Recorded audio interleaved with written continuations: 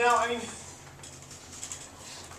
in terms of like how difficult prison can be, are there different sort of grades? You know, you've probably heard of like Club Fed, which is minimum security, kind of a much easier, softer prison than say, well, I don't know, Leavenworth, right? Or something like that. Or Colorado Supermax, or Pelican Bay, which are some of the most notorious prisons in the country. Yeah, there are different degrees in terms of the comfort level of certain prisoners. I mean, they didn't send Martha Stewart to the harshest prison in the country. But they all share the same idea, and that is you're denied liberty, you don't have the creature comforts, you don't have much choice in your life, your day is scheduled for you. It is a predatory environment no matter where you go. That's the fact. So. Before we start a discussion, I'd like to sort of go over on page 306. You can follow along if you'd like.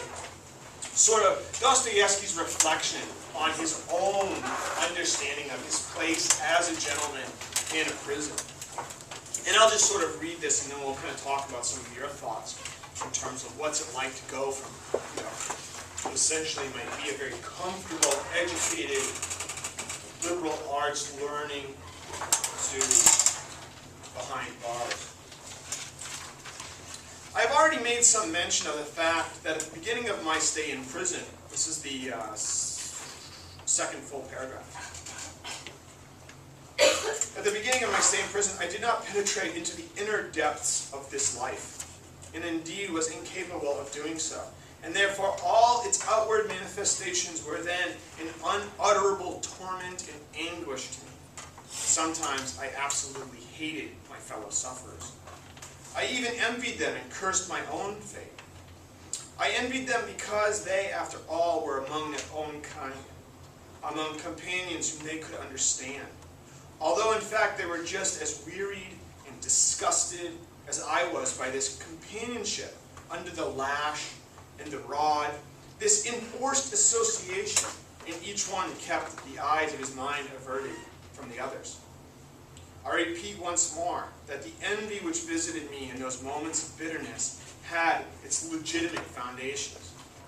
Those people are, in truth, decidedly wrong who say that a nobleman, an educated man, or the like bears exactly the same hardship in our prisons and penal establishments as any peasant. I know this theory, I have heard it put forward recently, and I have read of it. It is founded on the idea that is both true and humane. Prisoners are all people, all human beings. But the idea is too abstract. It loses sight of a great many practical considerations, which only experience can enable us to understand. I do not say this because the feelings of the educated gentleman are more refined and sensitive, or his development greater. It is difficult to apply any standard of measurement to the soul and its development. Education itself furnishes no criterion. I am the first to admit that among these suffering men, in the midst of the coarsest ignorance and oppression, I met evidences of the most delicate inner feelings. It sometimes happened in prison that you knew a man for several years, thought of him as a brute, and not a man at all, and despised him. Then suddenly a chance moment would reveal his soul in an involuntary convulsion, and you saw in it much wealth.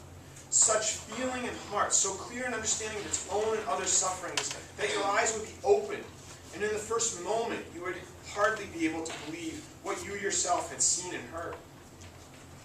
The opposite might also happen. Education sometimes coexisted with such barbarism and cynicism that you were revolted, and however kind or favorably prejudiced you might be, you could find in your heart neither pardon nor excuse.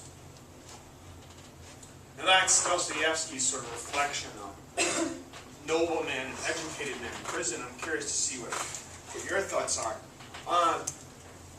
If I could, I'll pick on Scott again, because it's a unique experience.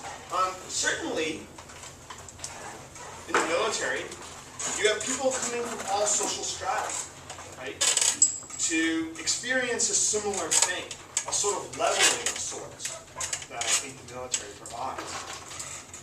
In your experience, did you see any difference, or did it matter whether a person came from what could be a comfortable sort of social class, or somebody who came from poverty?